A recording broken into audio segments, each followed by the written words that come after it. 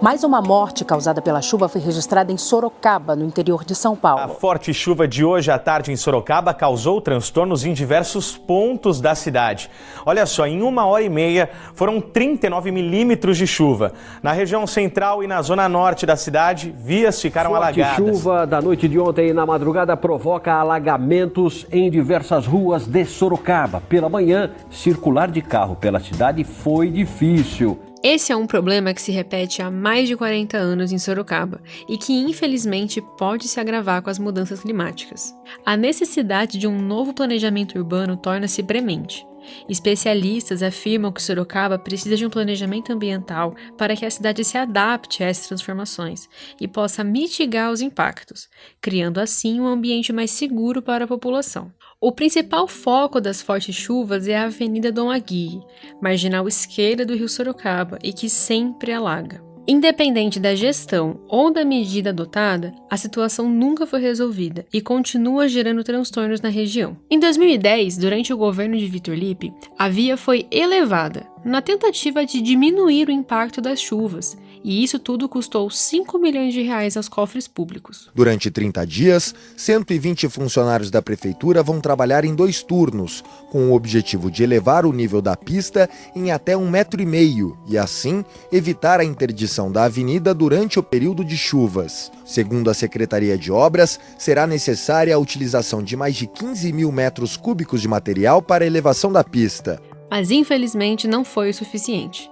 16 anos depois, agora na gestão do prefeito Rodrigo Manga, na contramão do que recomendam especialistas, a prefeitura anunciou a construção da Marginal Direita, não só promovendo a implantação de mais concreto, como desmatando toda a mata ciliar que ajuda a estancar o impacto das cheias. Ao custo de 33 milhões, o anúncio não foi recebido sem protestos e resistências.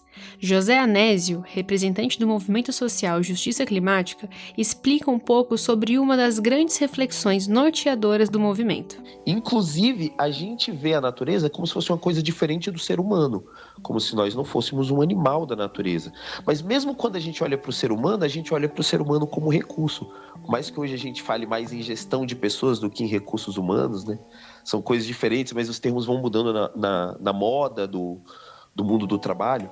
Mas assim, a gente olha para a natureza como recurso, a gente olha para o ser humano como recurso, e a lógica é a lógica exploratória. Ele também acrescenta, ao concordar que o projeto da Marginal Direita se mostra ilegal, já que vai contra o artigo 225 da Constituição Federal, que garante o direito ao meio ambiente ecologicamente equilibrado e impõe ao poder público o dever de protegê-lo. O problema todo é o seguinte, é que apesar de fato a obra ser ilegal, ela se torna legal quando o judiciário e o Ministério Público e também o Executivo, através da CETESB, fazem vistas grossas. E além de mostrar como o movimento social se posiciona diante do projeto, ele também falou sobre qual a maior dificuldade que o movimento encontra na região: fazer com que mais pessoas entendam a causa. Eu acho que a nossa principal dificuldade é comunicacional e pedagógica. Porque para resolver problemas ambientais não basta lutar por pautas específicas. A gente não é mais forte na luta da Marginal Direita, da Marginal Itanguá e também do Super El Ninho, porque a gente não tem uma ferramenta enquanto movimento ambiental para dialogar com todos os territórios. Para além dos desafios sorocabanos, o Brasil e o mundo estão sendo afetados pelo Super El Ninho, que provoca ondas de calor mais intensas, longas e frequentes, além de chuvas irregulares. O fenômeno ocorre porque as temperaturas no Oceano Pacífico Equatorial têm um aumento gradual, o que interfere na circulação atmosférica em todo o planeta. No Brasil, os efeitos do El Niño variam dependendo da região. O Nordeste e o Norte são mais propensos a períodos de seca. Nas regiões onde o fenômeno deve provocar calor acima da média, o abastecimento de água pode ser prejudicado. As preocupações com o meio ambiente sorocabano pouco aparecem entre os 36 candidatos a deputados estaduais e federais que a região lançou, um tema que é caro para o futuro do país.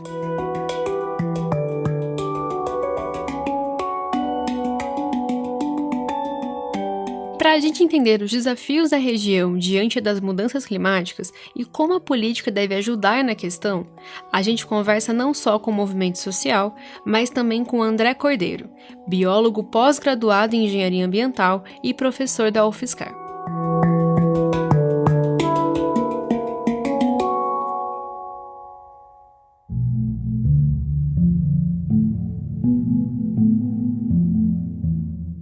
Professor, você pode explicar um pouquinho pra gente o que é a justiça climática aqui em Sorocaba, como que é o trabalho deles, de vocês, e como que vocês atuam para colaborar com a elaboração de políticas públicas eficazes de proteção ao meio ambiente? O grupo de justiça climática aqui de Sorocaba, ele se juntou inicialmente para protestar sobre a construção da marginal direita do Rio Sorocaba e posteriormente a marginal do Rio Itanguá. O nome Justiça Climática tem a ver com um conceito relativamente novo dentro das ciências ambientais, que notou que as populações mais atingidas pelos efeitos das mudanças climáticas ambientais derivadas da nossa crise ambiental atual são as populações mais vulneráveis, mais pobres, que moram em regiões mais periféricas e que acabam sofrendo mais com esses efeitos como enchentes, secas, falta d'água, excesso de calor e assim por diante. Então a ideia é que a gente, protestando contra a marginal direita, a gente também incentive essa justiça climática, ou seja, melhorar a vida, principalmente das populações mais vulneráveis. Falando um pouco sobre a marginal direita, saiu uma matéria no G1 que mostra como ela é um projeto considerado ilegal, já que ela mesma desrespeita diferentes artigos e leis que já foram previstos e que visam a proteção daquela região. Vocês contaram com a ajuda de alguns dos candidatos da região para gerar um documento contra o projeto? Como que foi a organização desse ato de resistência? Olha, o grupo se juntou mais por pessoas do movimento social mesmo, sem a participação direta dos políticos inicialmente, mas depois alguns vereadores encamparam isso e nos ajudaram, fazendo inclusive audiências públicas na Câmara. Então eles incentivaram através de eventos na Câmara, mas o movimento é popular, não necessariamente tem participação direta de nenhum dos candidatos atuais aqui de Sorocaba. É uma demanda popular porque as pessoas percebem que a redução daquela vegetação ali vai causar mudanças na cidade que vão afetar principalmente a população que não tem como se proteger, por exemplo, das ondas de calor, que com certeza virão aqui nos próximos meses. Então, você tirar uma vegetação na beira de rio dentro de uma situação que a gente tem de mudanças climáticas, alterações das condições ambientais, é um projeto prejudicial para toda a cidade. E não tem nenhuma justificativa clara sobre a necessidade dessa obra, né? Porque aquela região, apesar de ser uma região já ocupada, ainda tem bastante áreas não ocupadas, né? E não tem nenhum tipo de fluxo grande ou constante de população para fazer essa área, essa avenida ser realmente essencial para a cidade. A única coisa que vai acontecer é que vai abrir novas áreas de ocupação urbana e que vão também aumentar a impermeabilização do solo. Então é um projeto anacrônico dentro da atual situação ambiental e de desenvolvimento das mudanças climáticas.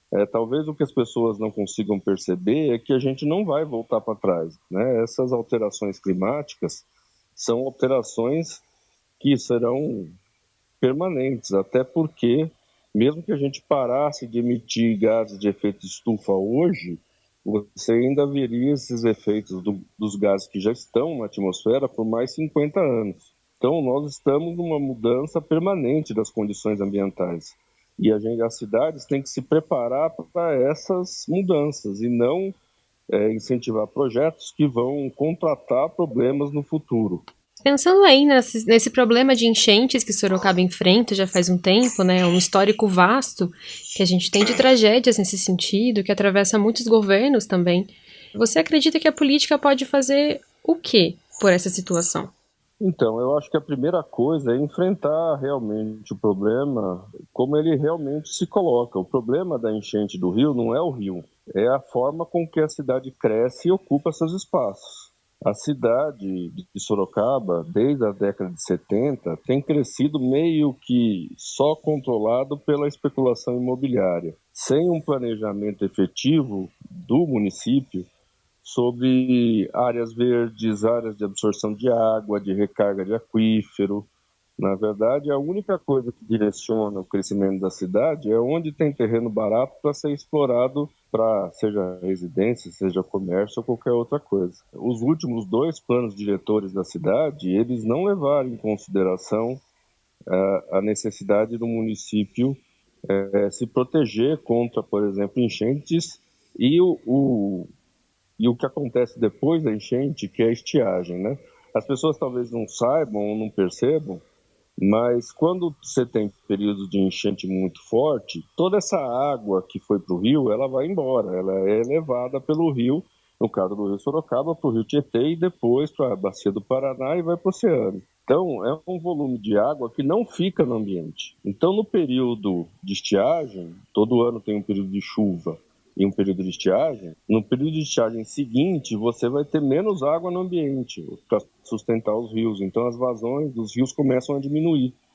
Então, as enchentes de verão, elas resultam em estiagem no inverno. A única forma de você evitar isso é reduzindo não só a impermeabilização do solo, para que a água não vá embora toda de uma vez quando chove, quanto criando mecanismos como áreas verdes para que essa água seja absorvida pelo solo e possa recarregar os lençóis freáticos e depois alimentar os rios na época de estiagem.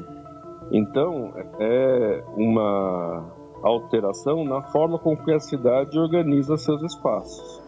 O problema é que nos últimos anos, pelo menos aqui em Sorocaba, mas isso não é só de Sorocaba, né? Muitas cidades é assim, o planejamento não é feito para que a cidade se proteja contra essas mudanças climáticas ou que evite os efeitos piores da mudança climática. O planejamento é feito único e exclusivamente para abrir áreas novas de ocupação e alimentar a especulação imobiliária. Não dá para se pensar em um crescimento só constante da cidade sem pensar em infraestrutura urbana que vai evitar com que a cidade sofra os efeitos piores das mudanças climáticas.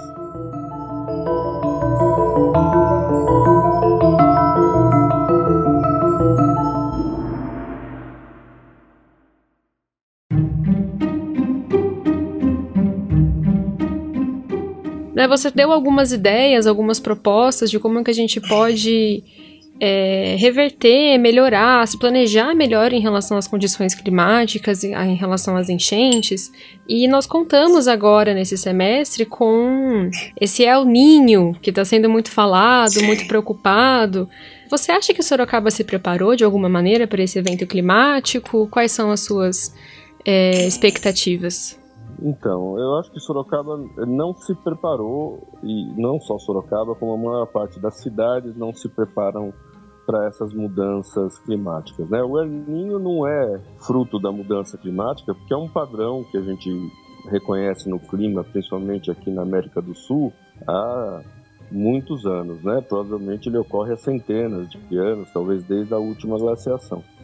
Então não é um fator novo, só que com as mudanças climáticas e o aumento da temperatura da Terra, a intensidade desse fenômeno acaba aumentando. Então quando você tem El Niño aqui na região, o que a gente verifica é chuvas torrenciais e concentradas no período de verão, então muita água caindo num prazo muito curto, e isso indica normalmente com um problema de enchente e alagamento. Sorocaba, a gente já tem dados que indicam que qualquer chuva acima de 60 milímetros num prazo menor do que 2, 3 horas leva a alagamento. Isso acontecia aqui, ou acontece aqui em Sorocaba, pelo menos uma vez por ano. Mas com esse El Niño mais forte, provavelmente isso vai acontecer com mais frequência nesse final de ano, né? Porque o que o El Niño causa aqui na nossa região é muitas vezes um excesso de chuva e depois, como eu falei, ele leva depois a uma estiagem mais prolongada, depois do período de estiagem, né? As cidades podem se preparar para isso e devem se preparar, até porque tudo indica que esses El Niños mais intensos devem se repetir com mais frequência com o aquecimento da atmosfera. Os modelos nossos de aquecimento global previam um aumento de 1,5 grau na média da temperatura do planeta em 2050. A gente já chegou nisso no ano passado. Então, os efeitos das mudanças estão sendo muito mais rápidas do que a gente previa nos nossos modelos, inclusive mais pessimistas. Então, isso faz com que eventos que eram, lógico, modificavam o clima e que a gente já era afetado como El Niño se tornem cada vez mais poderosos e eficientes, né, no sentido de trazer mudanças cada vez mais intensas no clima. De novo, eu acho que os municípios têm como se preparar, têm como reduzir os impactos do clima e das mudanças climáticas, inclusive intensificados por esse El Niño, mas normalmente isso não faz parte da preocupação da maior parte dos governos municipais. Eu lembro que em 2016, quando teve 15, 16, quando teve um outro período de El Niño anterior que levou uma estiagem muito forte, que teve uma crise hídrica, principalmente na região da cidade de São Paulo, mas aqui na nossa região também, Itu ficou praticamente um mês sem abastecimento público. Logo em seguida, o Comitê de Bacia fez uma entrevista com os gestores municipais, principalmente as concessionárias de água, mas não só, né? Os gestores municipais que são os responsáveis pelo abastecimento público, e perguntou primeiro se eles tinham sofrido algum efeito da estiagem, se tiveram que fazer novas captações, se tiveram que restringir a distribuição de água. E praticamente todos os municípios da nossa região tiveram algum efeito nesse período de 15 e 16, né? Tiveram alguma dificuldade em abastecer a população. A segunda pergunta que a gente fez, e agora? Como é que vocês estão se preparando para o próximo evento igual a esse? A resposta foi unânime, ninguém estava se preparando para isso. Não dá para falar que a gente não está avisado, não dá para falar que a gente não saiba que isso vai acontecer, mas você precisa ter investimento, você precisa ter planejamento para que, quando aconteça, os prejuízos sejam os menores possíveis. Tanto que em 2020, agora, 21, 22, tivemos uma outra crise aqui de estiagem, onde a represa de Tupararanga, que é a represa que abastece Sorocaba e Votorantim, basicamente, chegou a 18% do seu volume útil, né? Muito próximo do chamado volume morto, quando a gente tem que bombear a água para tirar da represa.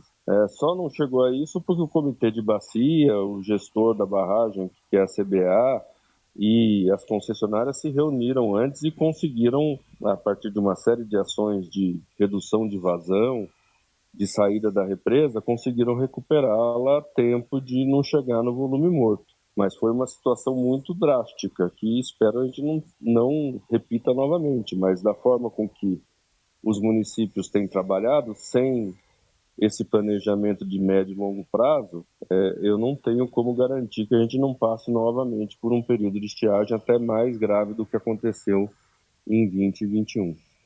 E pensando aqui no que você viu até agora das campanhas eleitorais, né, de acompanhar as propostas de alguns candidatos, tanto estaduais quanto federais, né, a deputados estaduais ou federais, algum deles parece preocupado com a questão climática em Sorocaba? Ouvi muito pouco na campanha atualmente dos candidatos, né?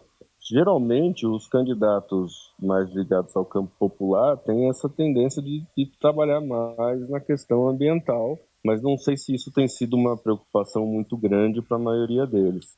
Os vereadores, tanto do PT como do PSOL, têm apoiado bastante essa pauta, mas eu não sei por que existe dentro dessa polaridade atual da nossa política, muitas pessoas do campo da direita achar que preocupação ambiental é uma coisa só da esquerda e que eles não têm que se preocupar com isso. Eu acho que é uma miopia muito grande, né? Porque quando a gente fala em questão ambiental, em mudança climática, nós estamos falando em sobrevivência da nossa espécie, em manutenção da nossa sociedade. Se a gente não se preocupar com isso, e não fizer alguma coisa antes, a tendência é que a vida como a gente conhece sofre uma modificação muito grande. Eu fico até interessado, assim, preocupado, porque principalmente o pessoal mais à direita gosta de falar que eles são a favor da manutenção dos costumes, da conservação da sociedade, né? São conservadores na sociedade, né? E liberais na economia. Só que não tem como conservar uma sociedade, seja de uma forma ou de outra, sem que a gente tenha água, sem que a gente tenha comida, sem que a gente tenha uma proteção contra as mudanças climáticas. Então, essa pauta não deveria ser uma pauta só da esquerda, deveria ser uma pauta de todos os candidatos. Mas não é isso que a gente costuma ver, inclusive em alguns candidatos mais da extrema-direita, uma negação da situação, uma negação das mudanças climáticas, uma negação dos efeitos que a gente tem esperado do El Niño. Felizmente, eu acho que isso tem até diminuído, porque a realidade está se impondo, né? As pessoas estão vendo a situação se modificar quanto ao clima, estão vendo a maior intensidade das chuvas, estão vendo o maior número de períodos de enchente e de estiagem. Então, fica muito difícil negar. A questão não é só negar ou aceitar, a questão é fazer alguma coisa, né? E fazer alguma coisa envolve planejamento, envolve investimento, e a gente praticamente não vê esse assunto ser falado pelos candidatos mais à direita. Os candidatos mais à esquerda costumam falar a respeito, mas também precisam agir com mais intensidade. Agora, os candidatos à direita parecem ignorar completamente o assunto. Eu sei que a população está preocupada com a segurança, está preocupada com saúde, com educação, com outros fatores, mas a questão ambiental afeta todos eles, né? Afetam todos esses fatores, porque a falta de água, a falta de condição de sobrevivência, as ondas de calor, a dificuldade das pessoas conseguirem levar a sua vida, isso afeta a saúde, afeta a educação, afeta a segurança, né? Porque todo mundo vai precisar achar alguma forma de conviver com essas mudanças climáticas que estão acontecendo.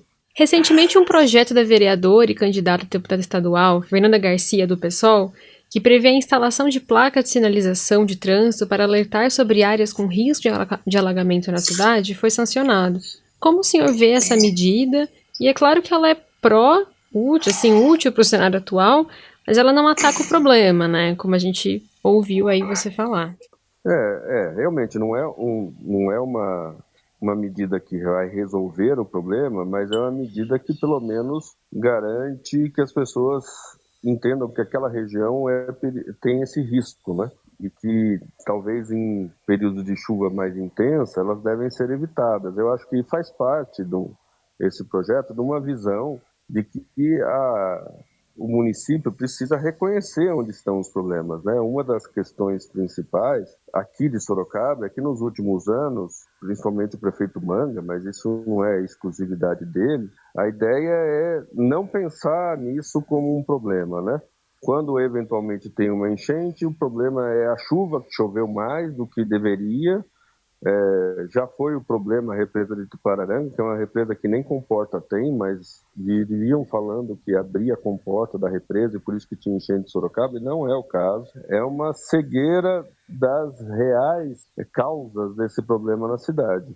Então, colocar cartazes onde existe o risco de alagamento é o mínimo para as pessoas poderem entender que isso não é um fator aleatório, né?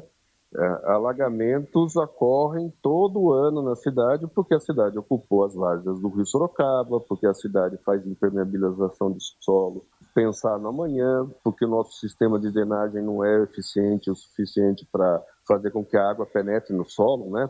Só joga a água em direção ao rio e tenta se livrar dela o mais rápido possível.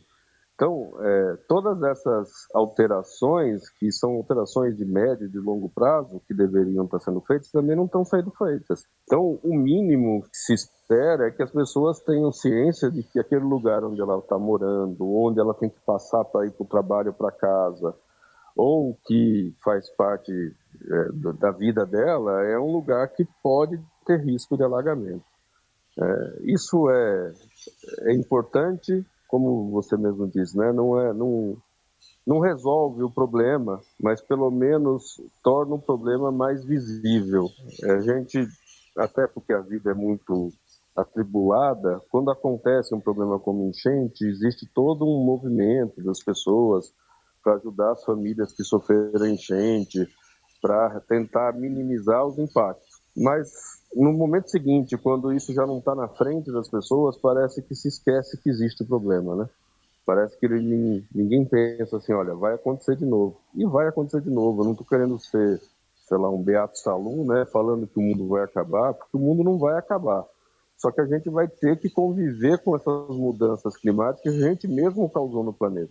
E as cidades precisam se preparar para isso. Não dá para falar assim, olha, vamos torcer para que não tenha enchente. Não adianta torcer para que não tenha enchente. Vai haver enchente na cidade, porque isso está relacionado com a forma com que a gente explora o espaço da cidade. Se a gente não fizer essa mudança, a gente não vai conseguir reduzir o impacto da enchente. E mesmo quando fizer essas mudanças, ainda vai ter áreas de alagamento de enchente, porque não dá para você colocar 700 mil pessoas na beira de um rio e esperar que você não afete a dinâmica do rio. E se a gente não pensar nisso de médio e longo prazo, esses episódios vão acontecer cada vez com mais frequência. Quando a gente discute muito a marginal direita, um dos problemas é justamente isso. Nós já temos problemas de enchentes na cidade. Para que a gente vai fazer? Tanto a marginal direita como a marginal do Itanguá, que são avenidas beirando o rio, ocupando a área da várzea do rio, que quando chover vai encher. Isso já não precisa ser nem muito especialista para entender que isso vai acontecer. Então, por que fazer dessa forma e não fazer de outra? Lógico que existem os interesses imobiliários, os interesses de crescimento da cidade, muito sem pensar no futuro, mas a gente que vive em Sorocaba, que gosta de Sorocaba e que quer continuar morando em Sorocaba e ter uma vida relativamente sossegada, não pode deixar que se contrate o problema para o futuro.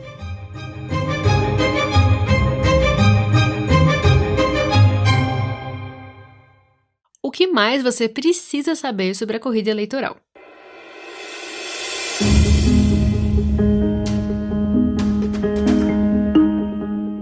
Os candidatos às eleições de 2026 arrecadaram, em 10 dias de campanha, mais de 78 milhões de reais por meio de doações de pessoas físicas, além de financiamento coletivo e repasses de outros candidatos. Os partidos políticos são a principal fonte, respondendo por cerca de 85% do valor. O recurso de campanha ainda inclui 42 milhões que os próprios candidatos desembolsaram. Os dados foram extraídos do sistema DivulgaCand do Tribunal Superior Eleitoral.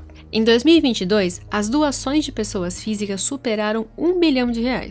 Além disso, os partidos repassaram até agora cerca de 12% dos quase 5 bilhões reservados para o Fundo Especial de Financiamento de Campanha, conhecido como Fundão. O PL é o partido com direito à maior fatia do Fundão, mais de 880 milhões. O partido, que tem Flávio Bolsonaro como candidato a presidente, repassou cerca de 30% do valor.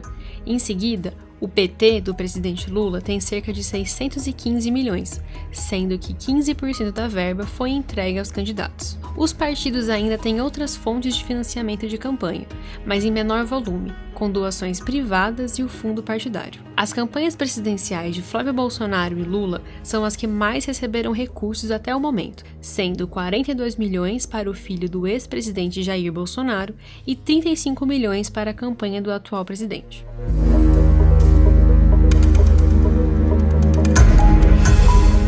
Esse foi o Porquê, o podcast de eleições do Portal Porquê. Eu sou Laura Marim. A produção e edição são do Portal Porquê. Esse episódio usa áudios de TVS mais SBT, Prefeitura de Sorocaba e Band. Até amanhã!